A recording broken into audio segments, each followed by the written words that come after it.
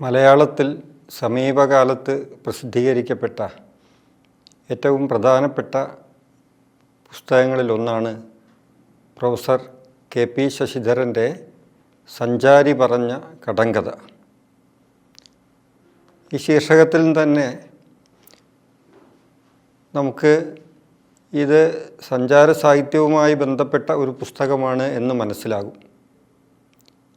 മലയാളത്തിലെ സഞ്ചാര സാഹിത്യകാരന്മാരുടെ ആചാര്യൻ എന്ന് വിശേഷിപ്പിക്കാവുന്ന ശ്രീ എസ് കെ പൊറ്റക്കാടിൻ്റെ ബാലിദ്വീപ് എന്ന യാത്രാവിവരണ ഗ്രന്ഥത്തിലെ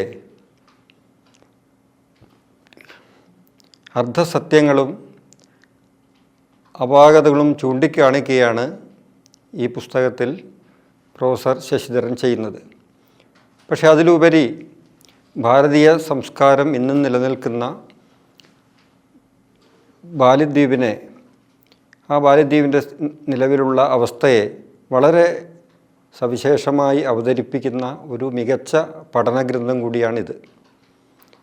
എങ്ങനെ ഗ്രന്ഥകാരൻ ഇത്തരമൊരു പഠന വിഷയത്തിലേക്ക് എത്തി എന്നുള്ളത് അത്ഭുതകരമാണ്.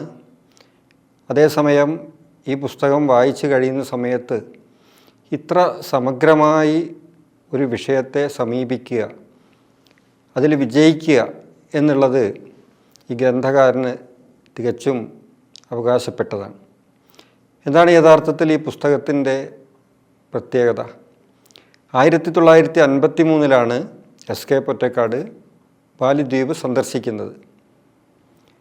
അത് കഴിഞ്ഞ് 1958 ബാലിദ്വീപ് എന്ന അദ്ദേഹത്തിൻ്റെ എക്കാലത്തെയും മികച്ച യാത്രാ വിവരണം പുറത്തു വരുന്നത്. അത് മലയാളത്തിൽ വളരെയധികം ആഘോഷിക്കപ്പെട്ട പുസ്തകമാണ്. ഇന്നും എസ് കെ പൊറ്റക്കാടിനെ വളരെ ആരാധനയോടുകൂടിയിട്ടാണ് മലയാളികൾ വീക്ഷിക്കുന്നത്.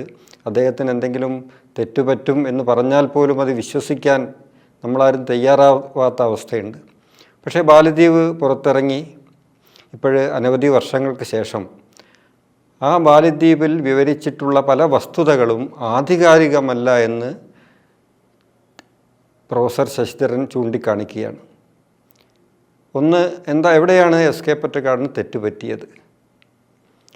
ഭാരതത്തിന് പുറത്ത് ഭാരതീയ സംസ്കാരം ഇന്ന് നിലനിൽക്കുന്നൊരു പ്രദേശത്തെ വിലയിരുത്തുമ്പോൾ ആ സംസ്കാരത്തിൻ്റെ അഥവാ ആ പ്രദേശത്തിൻ്റേതായിട്ടുള്ള കാഴ്ചപ്പാടിൽ അവിടുത്തെ വസ്തുതകളെ കാണുന്നതിന് പകരം തികച്ചും പാശ്ചാത്യ കൊളോണിയൽ ശക്തികളുടെ അവർ എഴുതി വെച്ച ചരിത്രത്തെ, അത്തരം ആഖ്യാനങ്ങളെ ആശ്രയിച്ചു എന്നുള്ളിടത്താണ് പൊറ്റക്കാടിന് തെറ്റുപറ്റിയത്.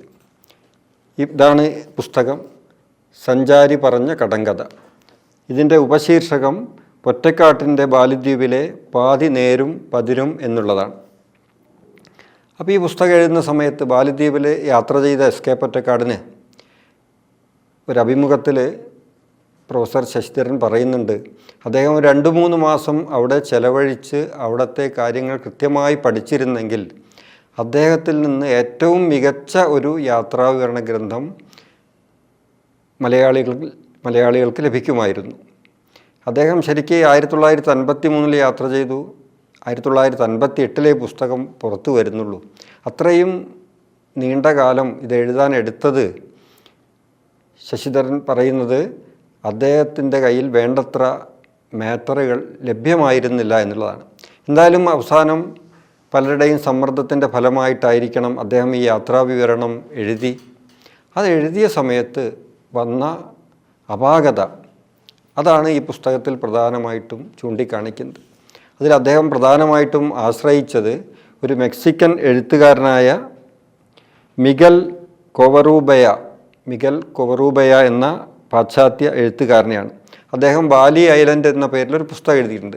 ആ പുസ്തകത്തെ അന്ധമായി ആശ്രയിച്ചത് കൊണ്ടാണ് പൊറ്റക്കാടിന് ബാലിയെ കുറിച്ച് മനസ്സിലാക്കുന്നതിൽ പിഴവ് പറ്റിയത് എന്ന് ആധികാരികമായ വസ്തുതകളുടെ അടിസ്ഥാനത്തിൽ പ്രൊഫസർ ശശിധരൻ ചൂണ്ടിക്കാണിക്കുകയാണ്. നിരവധി ഉദാഹരണങ്ങൾ അദ്ദേഹം ഈ പുസ്തകത്തിൽ പറയുന്നുണ്ട്, എന്തെല്ലാമാണ് പൊറ്റക്കാടിന് പറ്റിയ പാളിച്ചകൾ എന്നുള്ളത്. അതിലൊരു ഉദാഹരണം, അവിടെ നടക്കുന്ന ഒരു ഉത്സവവുമായി ബന്ധപ്പെട്ട് അവിടെ കാഴ്ചദ്രവ്യങ്ങൾ സമർപ്പിക്കുന്നു. ആ കാഴ്ചദ്രവ്യങ്ങൾ ഉത്സവം കഴിഞ്ഞാൽ എല്ലാവർക്കും എടുത്തു കൊണ്ടുപോകുവാൻ അനുവാദമുണ്ട്. ആ എടുത്തു കൊണ്ടുപോകുന്ന ആ ഒരു ചടങ്ങിനെ അദ്ദേഹം ഒരു കവർച്ചയായിട്ട് പൊറ്റക്കാട് ചിത്രീകരിക്കുകയാണ്. പവിത്രമായ ഒരു ആചാരത്തെ പോലും ഒരു കവർച്ചയായിട്ട് ചിത്രീകരിക്കുകയാണ്. ഇതേപോലെ അദ്ദേഹം ബാലിയെക്കുറിച്ച് പറയുന്നത് ബാലിക്കാർ ആര് ഭരിച്ചാലും ആ അടിമത്തത്തെ അംഗീകരിക്കും എന്നുള്ളതാണ്. പക്ഷെ അത് ചരിത്രപരമായിട്ട് ശരിയല്ല. ഒരു തരത്തിലുള്ള അടിമത്തത്തെയും അംഗീകരിക്കാത്തവരാണ് ബാലിക്കാർ എന്ന് മാത്രമല്ല, ഏതെങ്കിലും ഒരു വിദേശ ശക്തി അവരെ വന്ന് ആക്രമിച്ച് പരാജയപ്പെടുത്തും എന്നുള്ള ഘട്ടം വന്നാൽ അവരുടെ മുന്നിൽ പരാജയം സമ്മതിക്കാതെ അവർ സ്വയം ജീവാഹുതി ഒടുക്കുന്ന ഒരു ചടങ്ങുണ്ട്. അതിന് പൂപ്പൂത്താൻ എന്നാണ് പറയുന്നത്. ആ പൂപ്പൂത്താനെ അവരുടെ ഒരു അനുഷ്ഠാനമാണ്. ആ അനുഷ്ഠാനത്തെ വെറും ആത്മഹത്യയായിട്ട് തരം താഴ്ത്തി ചിത്രീകരിക്കുകയാണ് പൊറ്റക്കാട് ചെയ്തത്. അതേപോലെ അവർ ആരാക്രമിച്ചാലും അവർക്ക് പ്രശ്നമില്ല, ആര് ഭരിച്ചാലും പ്രശ്നമില്ല എന്ന് പറയുന്നതിനെ നിരാകരിക്കുന്നതിന് വേണ്ടി അദ്ദേഹം പറയുന്നത് 1906 ഡച്ച് പട ആക്രമിക്കാൻ വന്ന സമയത്ത് വളരെ ശക്തമായ യുദ്ധം തന്നെ ബാലിക്കാർ നടത്തിയിട്ടുണ്ട്. ഈ രീതിയിൽ സംസ്കാരത്തിൻ്റെയും നാടിൻ്റെയും സംരക്ഷണത്തിന് വേണ്ടി ഒരു ജനത നടത്തിയിട്ടുള്ള മഹത്തായ യത്നങ്ങളെക്കുറിച്ചൊക്കെ തന്നെ നമുക്ക് ഈ പുസ്തകത്തിൽ വായിക്കാൻ സാധിക്കും. അതേപോലെ തന്നെ ഭാരതത്തിൽ നിന്നൊരു ഹിന്ദു മിഷണറി ബാലി ദ്വീപിൽ പോയി അവിടെ നടത്തിയിട്ടുള്ള പ്രവർത്തനങ്ങൾ, അത്തരം കാര്യങ്ങളെക്കുറിച്ചൊക്കെ തന്നെ വളരെ ആധികാരികമായിട്ട് ഈ പുസ്തകത്തിൽ വിശദീകരിക്കുന്നുണ്ട്. എസ് കെ പൊറ്റക്കാടിന് പറ്റിയ പിഴവുകൾ ചൂണ്ടിക്കാണിക്കുന്ന പുസ്തകം എന്നതിനപ്പുറം ബാലിദ്വീപിനെ സമഗ്രമായി മനസ്സിലാക്കാൻ കഴിയുന്ന, അവിടെ എന്തുകൊണ്ട് ഇന്നും ഹിന്ദു സംസ്കാരം നിലനിൽക്കുന്നു എന്ന് മനസ്സിലാക്കാൻ കഴിയുന്ന പുസ്തകമാണിത്. മാത്രമല്ല ഈ പുസ്തകത്തിലെ ഓരോ പേജിലൂടെയും നമ്മൾ കടന്നു പോകുമ്പോൾ നമ്മൾ യഥാർത്ഥത്തിൽ നമ്മുടെ നാടിൻ്റെ ചരിത്രത്തെക്കുറിച്ചും സംസ്കാരത്തെക്കുറിച്ചും നമ്മൾ ചിന്തിക്കും. എങ്ങനെ ബാലി അവരുടെ സംസ്കാരത്തെ നിലനിർത്തി, അവരതിനു വേണ്ടി എന്തൊക്കെ ത്യാഗങ്ങൾ അനുഷ്ഠിക്കേണ്ടി വന്നു. ഇതേപോലെ തന്നെ നമ്മുടെ ഭാരതത്തിൽ എന്തൊക്കെ തരം ആക്രമണങ്ങളുണ്ടായി, ഏതൊക്കെ മതം മാറ്റങ്ങളുണ്ടായി, അതിനെ എങ്ങനെയെല്ലാം നമ്മളതിനെ പ്രതിരോധിച്ചു. ഇത്തരം വസ്തുതകളെക്കുറിച്ചൊക്കെ നമ്മളെ ആഴത്തിൽ ചിന്തിപ്പിക്കുന്ന വളരെ ശ്രദ്ധേയമായ ഒരു പുസ്തകമാണ് പ്രൊഫസർ KP ശശിധരൻ്റെ ഈ ഒരു സഞ്ചാരി പറഞ്ഞ കടങ്കഥ എന്ന പുസ്തകം.